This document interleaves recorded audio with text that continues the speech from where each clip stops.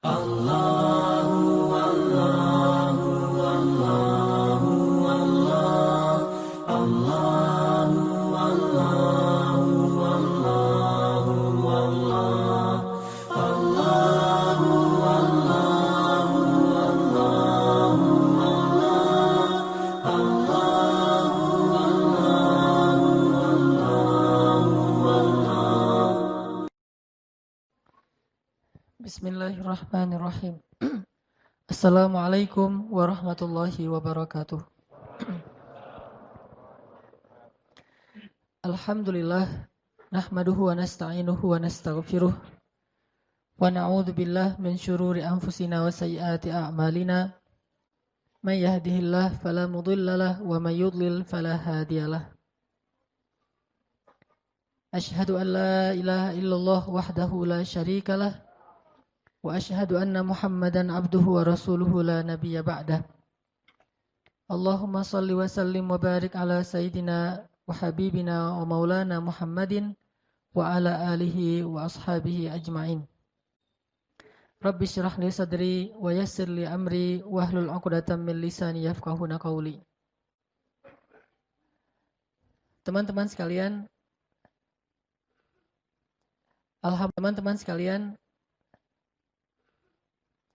Alhamdulillah dalam beberapa pertemuan terakhir kita telah membahas pertama tema tentang pasangan atau suami istri, bahkan kajian tentang ini ada beberapa pertemuan. Kemudian kita juga sudah membahas tentang masalah hubungan kita dengan orang tua, terutama dengan ibu, bahkan dengan mertua sekalipun. Maka pada kesempatan ini kita akan melanjutkan pembahasan kita tentang hubungan dengan manusia atau hablum minan nas atau muamalah yang kali ini berkaitan dengan orang yang berada di luar rumah kita, yaitu para sahabat, teman, dan orang yang ada di sekitar kita. Hari ini kita akan membahas tentang salah satu sifat, bahkan kalau kata ulama bukan cuma sifat, tetapi karakteristik. Bahkan kalau kata ulama bukan cuma sifat, tetapi karakteristik. Bedanya sifat dengan karakteristik, kalau sifat dimiliki oleh kita dan orang lain. Sedangkan kalau karakteristik, kata ulama, itulah yang menjadikan kita khas ketimbang orang lain. Itulah yang membedakan kita dengan orang lain. Sehingga para ulama mengatakan, salah satu karakteristik seorang muslim, seorang mukmin yang paling luar biasa itu adalah dia seorang yang sangat setia kawan. Istilah setia kawan ini saya coba ijtihad, saya coba terjemahkan dari istilah yang sebenarnya dalam bahasa Arab itu disebut dengan istilah al-ithar. Kalau dalam bahasa Arab disebut dengan istilah al-ithar. Dalam bahasa Arab itu ada dua, ada ithar, ada atharah. Nah, kita akan membahas tentang salah satu karakteristik seorang muslim atau seorang yang mengaku mukmin adalah ithar. Dan seperti apa ithar ini? Kalau kita bahas bahwa setia kawan, bukan hanya muslim yang punya sifat setia kawan. Dan istilah setia kawan ini bukan hanya dimiliki oleh orang-orang yang mengaku beriman. Bahkan orang yang tidak beriman kepada Allah pun kadang lebih setia kawan dari orang yang mengaku beriman. Lalu bagaimana kita akan menunjukkan kalimat dari hadis Nabi, innama bu'ithtu, sesungguhnya aku diutus hanya liutammima makarimal akhlak, untuk menyempurnakan, untuk mengutuhkan akhlak-akhlak yang mulia. Sehingga dulu saya pernah menyampaikan bahwa yang memiliki akhlak mulia itu bukan cuma muslim, non-muslim juga mereka punya akhlak yang mulia. Mereka juga belajar tentang kemuliaan akhlak. Tetapi Islam, kata Nabi, liutammim akhlak. Tetapi Islam, kata Nabi, liutammim. Dia mutammimal akhlak, mutammima makarimal akhlak. Dia menyempurnakan semua akhlak-akhlak yang indah, semua akhlak-akhlak yang baik yang dimiliki oleh sekian banyak manusia. Kaum muslimin menyempurnakan, artinya kalau kita membicarakan tentang sifat jujur, maka semua orang belajar tentang jujur. Tetapi yang paling sempurna kejujurannya itu harusnya seorang muslim. Kita bicara tentang sifat sabar, Banyak orang yang memiliki sifat sabar, tetapi harusnya Muslim itulah yang paling sempurna kesabarannya. Kita bicara tentang sifat setia kawan. Banyak orang yang punya sifat setia kawan, bahkan orang yang dalam bahasa poster itu mungkin masa bejat dulu, dalam keadaan masih bejat, kita jauh dari masjid, kita nggak pernah sholat, kita nggak taat sama orang tua, tapi kita punya sifat setia kawan kepada teman-teman kita itu luar biasa. Teman-teman kita itu luar biasa. Harusnya orang yang sudah datang ke masjid, yang sudah mengaku berhijrah, yang sedang belajar Al-Quran dan Sunnah, dia punya sifat setia kawan yang lebih sempurna daripada mereka yang menurut sebagian orang disebut orang yang belum berhijrah. Jadi kalau kita mengaku sudah berhijrah, kalau kita mengaku sedang memperbaiki diri dan sudah sering ikut taklim, tetapi kita tidak lebih setia kawan daripada mereka yang jarang ikut taklim atau yang belum pernah datang ke masjid, berarti kita belum memiliki karakteristik seorang muslim sehingga tidak sah disebut sebagai muslim sejati. Apa bedanya kita dengan mereka? Bahkan mungkin mereka lebih baik daripada kita. Ada satu orang namanya si A misalnya. Dia punya 2 orang teman. Teman yang pertama, si B, ini orang yang sudah hijrah. Rajin ke masjid, sholat berjamaah, ikut taklim. Ini si B. Temannya yang satu lagi si A.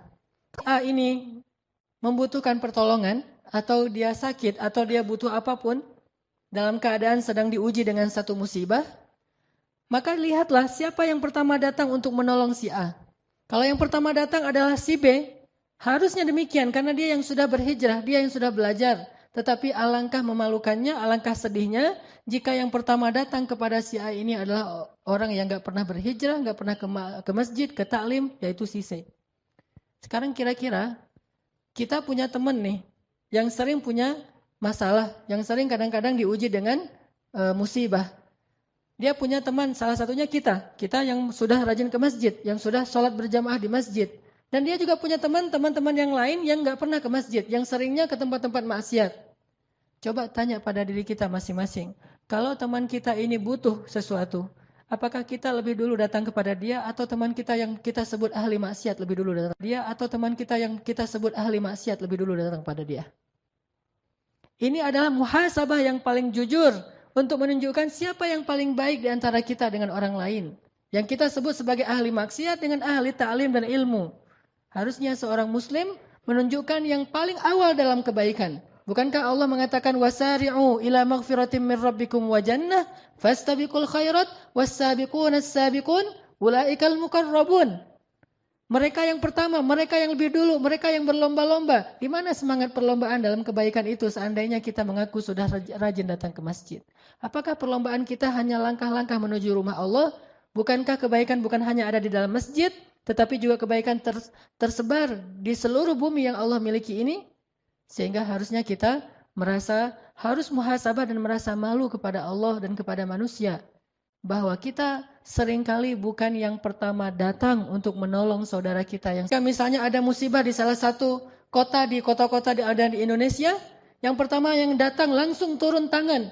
Di antara orang-orang yang mau membantu mereka itu perusahaan-perusahaan yang latar belakangnya bukan perusahaan yang orang muslim. Kemudian yang datang negara yang latar belakangnya itu bukan penguasa muslim. Kemudian secara individu yang datang untuk menyumbangkan berbagai macam bantuannya itu bukan muslim. Charity yang pertama sekali datang untuk menolong kita justru bukan orang yang paling taat dalam agamanya. Tetapi mereka orang yang jauh dari masjid, jauh dari taklim. Ini menunjukkan bahwa kita belum benar-benar mengikuti sunnah Nabi SAW. Padahal harusnya kalau kita mengaku ahlus sunnah wal jamaah, kita menjadi orang yang pertama. Liutammima makarimal akhlak. Menjadi yang pertama dalam menunjukkan akhlak-akhlak yang sempurna ini. Baru namanya mutammimul makarimil akhlak. Sebut saja misalnya kisah yang paling populer tentang Rasulullah tuh orang laki-laki sama dalam menunjukkan akhlak-akhlak yang sempurna ini. Baru namanya mutammimul makarimil akhlak. Sebut saja misalnya kisah yang paling populer tentang Rasulullah tuh ketika ada seorang laki-laki kafir sakit. Laki-laki itu sering menyakiti Rasul kan? Meletakkan duri di depan rumah Rasul, membuang kotoran di depan rumah Rasul, menghina Rasul, memfitnah Rasul, mencela Rasul, memarah-marahi Rasul. Dan Rasul sering disakiti fisik dan perasaan beliau oleh orang itu. Tapi suatu hari dia tidak muncul dan tidak ada yang mengganggu Rasulullah di jalan sehingga Rasulullah bertanya, "Di mana si fulan?" Rasulullah tidak mengatakan di mana si pengganggu itu, tidak, tetapi di mana si fulan. Karena Rasulullah merasa heran, biasanya dia ada lebih duluan datang untuk menghadang Rasulullah SAW, mencegat Rasulullah di jalan. Tapi hari ini dia tidak muncul. Di mana si fulan? Kata orang-orang si fulan Rasulullah mengatakan sedang sakit ya Rasulullah. Di mana rumahnya? Ditanya rumahnya, lalu Rasulullah langsung balik arah. Bukannya datang ke Ka'bah untuk berdakwah, bukannya datang ke rumah sahabat untuk ta'lim, tetapi langsung balik arah menuju rumah orang yang paling jahat kepada beliau, yang sedang sakit. Sehingga ketika Rasulullah datang mengetuk pintu, kemudian dia bertanya, "Man?" Rasulullah mengatakan, "Muhammad." Dia langsung makin gemetar, takut. Karena ini orang yang selama ini dia sakiti, sekarang datang untuk mungkin mau menuntut balas atau apapun.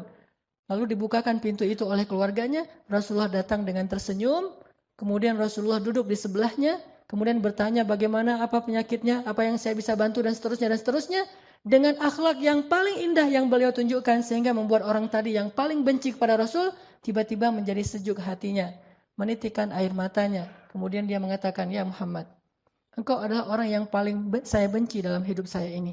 Yang paling sering saya sakiti, yang paling sering saya musuhi, yang paling istimewa kepada saya." Akhirnya orang ini kemudian belajar Islam dan masuk Islam. Ini artinya bahwa Rasulullah SAW sudah menunjukkan akhlak yang paling istimewa kepada kita. Tetapi kita masih sibuk dengan riwayat, apakah itu hadis sahih? Kata ulama itu hadisnya dhaif. Kalau memang hadisnya dhaif, lalu kenapa? Apakah hadis dhaif itu tidak boleh dipakai? Bukankah hadis dhaif itu kata ulama lebih baik daripada qaulul ulama, dari ucapan para ulama? Kenapa kita yang baru belajar 1-2 hadis lalu membuang hadis-hadis dhaif? Seolah-olah hadis dhaif itu tidak ada artinya. Apakah ucapan kita lebih berarti daripada hadis dhaif? Seandainya ada orang yang meminta nasihat kepada kita, maka sesungguhnya menasihati orang itu dengan hadis dhaif lebih baik daripada menasihatinya dengan ucapan dari pikiran kita sendiri. Karena hadis dhaif hanya lemah riwayatnya, tetapi bukan batil, bukan hadis palsu, berbeda dengan hadis maudhu. Banyak orang itu hadis dhaif, itu cerita dhaif, itu tidak ada riwayat yang kuat dan segala berbeda dengan hadis maudhu. Banyak orang itu hadis dhaif, itu cerita dhaif, itu tidak ada riwayat yang kuat dan segala. Astagfirullahalazim. Apakah kamu pikir bahwa hadis dhaif itu hina, dina dan tidak ada nilainya di mata orang-orang para ulama? Bahkan seorang ulama, muridnya Ibnu Taimiyah yang paling streng menurut sebagian orang, ulama Ibnu Taimiyah yang paling keras dalam urusan hadis, punya murid namanya Ibnu Katsir. Selain Ibnu Qayyim Al-Jauziyah, lihatlah buku tafsir Ibnu Katsir, yaitu tafsir Al-Quran Al-Azim. Di dalamnya termuat lebih dari 100 hadis dhaif. Apakah Ibnu Katsir tidak tahu bahwa di dalam kitab itu banyak hadis dhaif, yang beliau ambil itu hadisnya dhaif? Beliau tahu. Beliau ulama besar, muridnya Ibnu Taimiyah. Kenapa memakai hadis dhaif? Karena beliau tahu bahwa hadis dhaif itu tidak perlu dibuang, tetapi dia tetap dipakai sebagai motivasi, fadilah, penyemangat, selama hadis dhaif ini tidak bertentangan dengan hadis sahih. Kalau hadis dhaif bertentangan dengan hadis sahih, maka hadis dhaif di kitab beliau tentang Ihya Ulumuddin, banyak sekali hadis dhaif. Termasuk juga ulama India yang dari Jam'atut Tabligh, Fadailul A'mal. Orang membuang buku itu, tidak usah baca buku itu karena hadisnya banyak yang dhaif. Memangnya beliau tidak tahu hadisnya dhaif? Beliau tahu, beliau ulama hadis, dan dari India itu banyak sekali ulama-ulama hadis yang luar biasa. Intinya bahwa kisah ini adalah sebuah inspirasi yang luar biasa tentang akhlak Rasulullah SAW. Jauh sebelum kita mengkritisi tentang ilmiahnya, maka kita telah bisa mengambil manfaat dan hikmah yang luar biasa dari kisah ini. Di mana kita dibandingkan Rasulullah SAW dalam urusan itsar, setia kawan.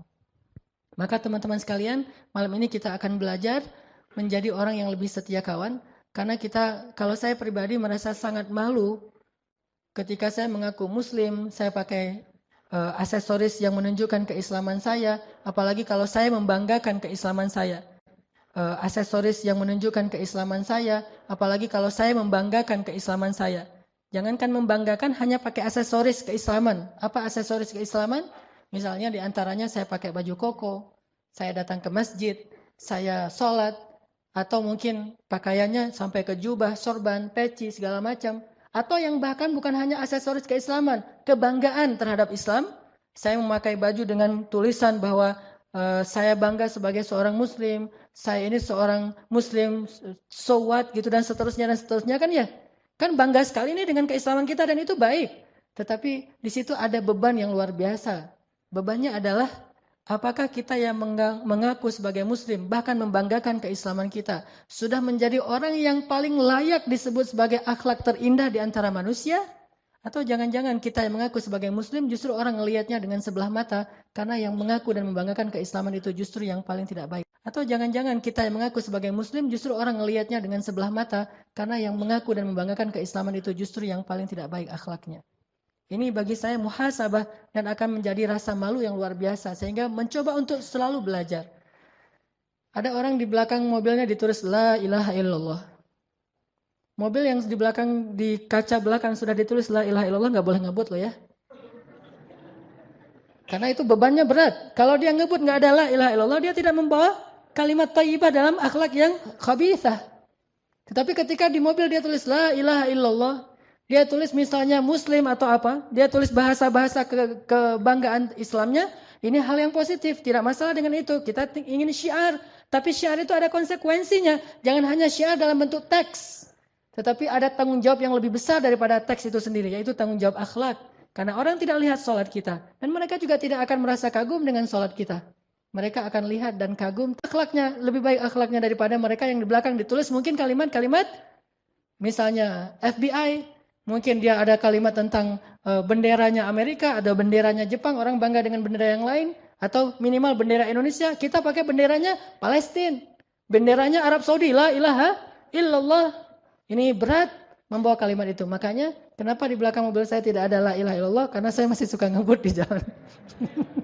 Alasan. Setidaknya orang tahu suatu saat saya pernah gini. Ini saya waktu itu pakai sorban. Pakai sorban mau ngajar pakai jubah. Karena lagi-lagi alasannya buru-buru gitu. Ngebut kan. Karena macet, jalannya tuh udah stuck banget. Akhirnya saya ngambil jalur yang arah berlawanan. Dan dipancing sama angkot sebetulnya. Saya ngikutin angkot aja, jalur yang berlawanan. Pas ngikutin angkot, angkotnya langsung bisa masuk, saya ketinggalan di belakang. Dan kemudian di depan udah ada mobil, angkotnya langsung bisa masuk, saya ketinggalan di belakang. Dan kemudian di depan udah ada mobil yang berlawanan masuk. Dan mobilnya kebetulan mobil mewah. Lalu setelah itu saya buka kaca tuh mau minta maaf kepada dia juga buka kaca, langsung dia teriak di wajah saya dengan kalimat dari kebun.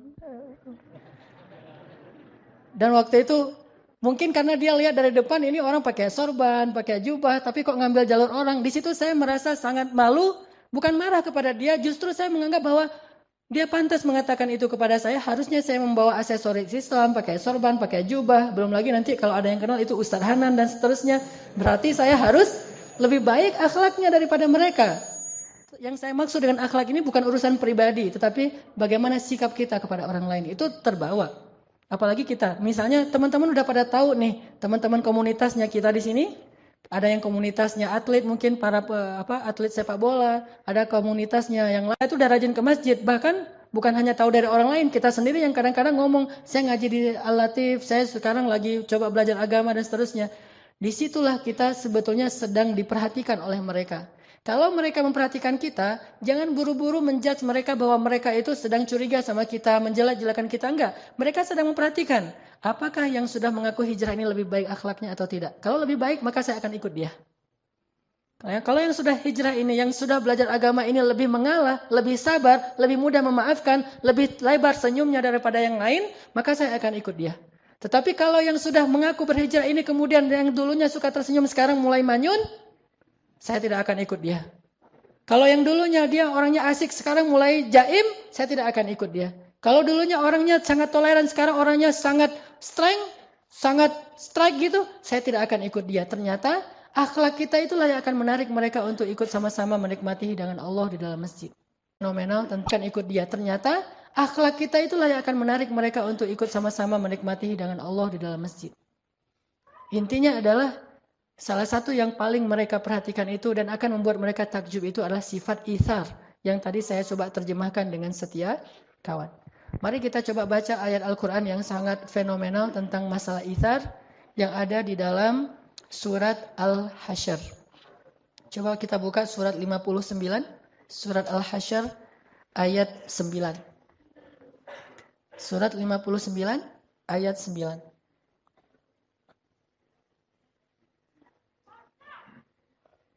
Surat Al-Hasyr surat 59 ayat 9.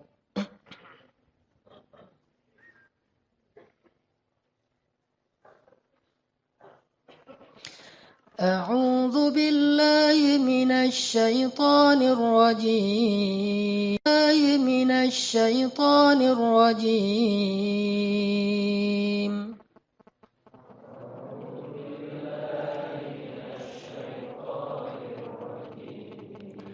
بسم الله الرحمن الرحيم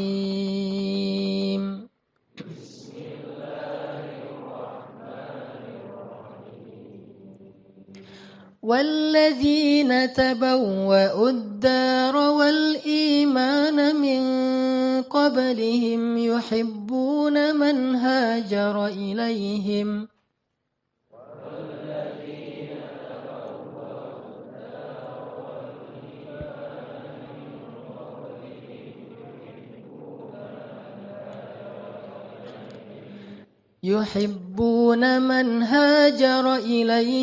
ولا يجدون في صدورهم حاجة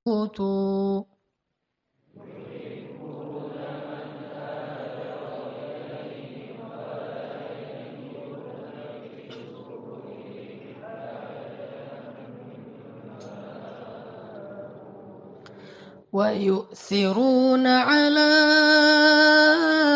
أنفسهم ولو كان بهم خصاصة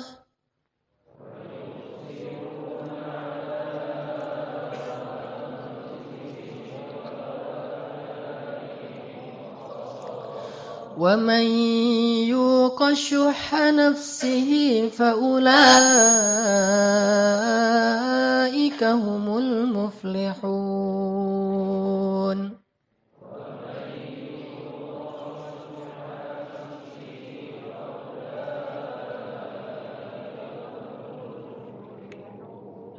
Tangan kaum muhajirin.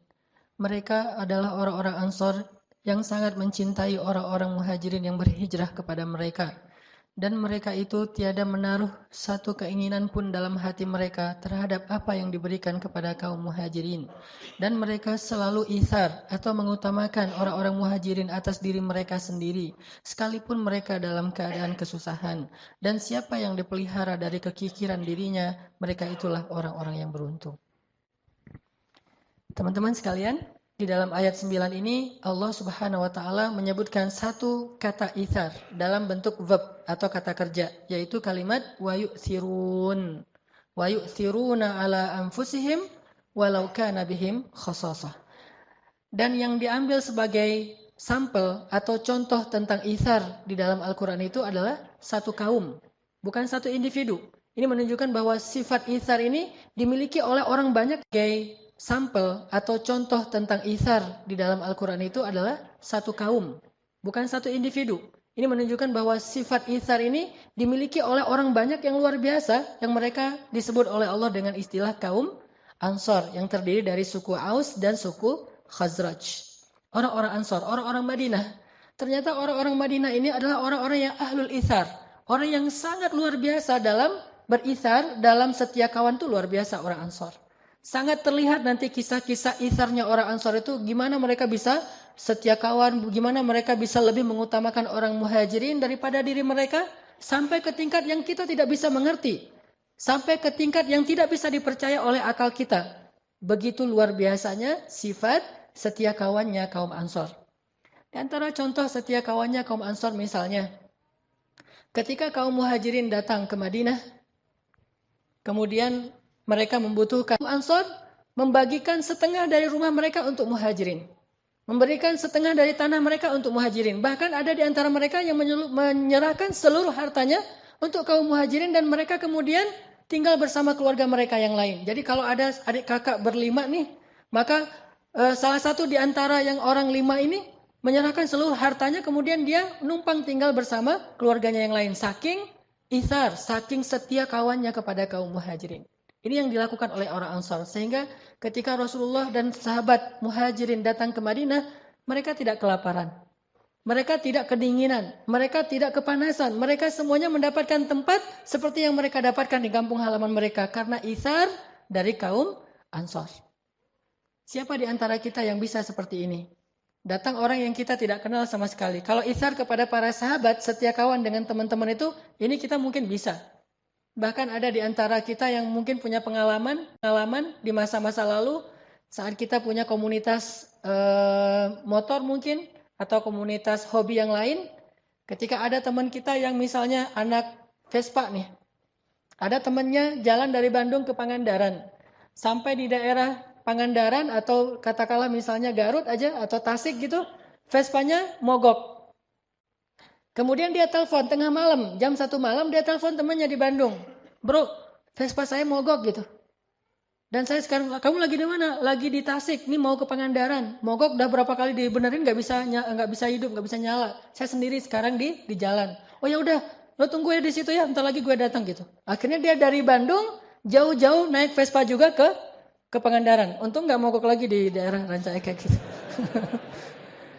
Jauh-jauh datang ke Pangandaran, ditelepon oleh temannya dalam waktu hitungan menit. Dia langsung siap-siap, langsung berangkat ke Pangandaran. Dia nggak pernah berpikir yang efektif mah bukan saya yang datang. Saya cari bantuan aja, saya telepon 911 atau apalah istilahnya. Jangan saya yang datang, kan cari efektivitasnya. Bagi mereka bukan efektivitas, tetapi bagaimana menunjukkan setia kawannya. Mungkin kalau mau efektif, dia akan telepon saudaranya yang ada di Tasik, tolong bantu teman saya. Itu aja udah setia kawan. Tetapi dia tidak ingin kebaikan ini diambil oleh orang lain. Dia yang harus mengambil kebaikan ini. Sehingga dia datang jauh-jauh dari Bandung ke Tasik, ke Garut, bahkan sampai ke Pangandaran, menyusul temannya yang sedang menunggu di sana dalam keadaan sedang membutuhkan pertolongan. Ini dilakukan oleh orang-orang yang tidak mengenal agama. Harusnya kita yang sudah belajar agama harus punya setia kawan yang jauh lebih dahsyat dari ini. Dan ini bukan hal yang sepele. Karena tugas seorang muslim itu adalah menunjukkan identitas Islam yang telah Allah gariskan dalam syariatnya. Dan ini berat, makanya menjadi seorang muslim itu luar biasa beratnya. Menjadi seorang muslim itu benar-benar harus menjadi yang bisa berkorban sejauh itu, harusnya anak-anak masjid bisa berkorban jauh lebih baik daripada itu. Kalau anak Vespa di Pangandaran ditelepon, malam itu juga datang, anak masjid ditelepon di Surabaya, malam itu juga datang. Saya lagi di Surabaya, ya udah aku datang sekarang. Gimana cara datangnya? Mikir dulu. Harusnya bisa lebih dari itu. Memang saya juga belum pernah seperti itu. Saya merasa sangat takjub dengan anak-anak Vespa, anak-anak BMX, anak-anak komunitas yang lain yang punya sifat setia kawan yang luar biasa. Dan kita berharap dalam Islam itu, dalam masjid itu, dalam dakwah itu punya yang lebih dahsyat daripada komunitas-komunitas lain. Karena kita mengaku sebagai kuntum khaira ummatin ukhrijat linnas, kalian kelompok terbaik di antara manusia. Terus tunjukkan mana yang terbaik. Apakah terbaik itu hanya label? Apakah terbaik itu hanya slogan? Apakah terbaik itu hanya sekedar bentuk orasi dan khutbah? Atau ukhrijat linnas, kalian kelompok terbaik di antara manusia. Terus tunjukkan mana yang terbaik. Apakah terbaik itu hanya label? Apakah terbaik itu hanya slogan? Apakah terbaik itu hanya sekedar bentuk orasi dan khutbah? Atau kenyataan real? Maka kalau khutbah kita pasti lebih bagus daripada yang lain. Kalau label kita punya banyak label-label yang keren. Tetapi realnya kita harus banyak muhasabah. Saya bukan katakan tidak ada, tetapi kita harus banyak muhasabah. Jangan-jangan kita belum menunjukkan apapun. Apa yang kita tunjukkan dalam bentuk label tetapi tidak ada dalam realitasnya. Orang Ansor. Pernah ada kasus begini. Sejak kaum muhajirin datang ke Ansor, orang Ansor itu berbagi. Berbagi setengah dari harta mereka, sepertiga dari harta mereka, 2/3 dari harta mereka. Bahkan ada yang seluruh dari harta mereka diberikan. Maaf, sampai ada di antara mereka yang mengatakan, maaf saya punya anak, silakan kalau kamu mau menikahi anak saya, kamu butuh keluarga, kamu jadi menantu saya. Kamu nggak perlu mahar. Suamiku kalau memang kamu ridho, maka ceraikan saya sehingga saya bisa menjadi istrinya si fulan itu muhajirin membutuhkan istri, sampai kayak gitu. Dan ini adalah inisiatif perempuan Ansor. Saking luar biasanya pengorbanan kaum Ansor ini lebih dari apapun. Kalau bahasa sekarang mah ada 2 orang yang jatuh cinta ke satu cewek. Nah, yang satu udah ke masjid, yang satu belum ke masjid. Maka yang udah ke masjid ini harus ngalah nih. Kenapa Isa? Terus perempuannya di mana? Nah, perempuan misalnya dia agak galau nih memilih yang udah ke masjid, keren sih, hafal Quran, udah mulai menghafal Quran, udah mulai tahsinnya udah bagus, udah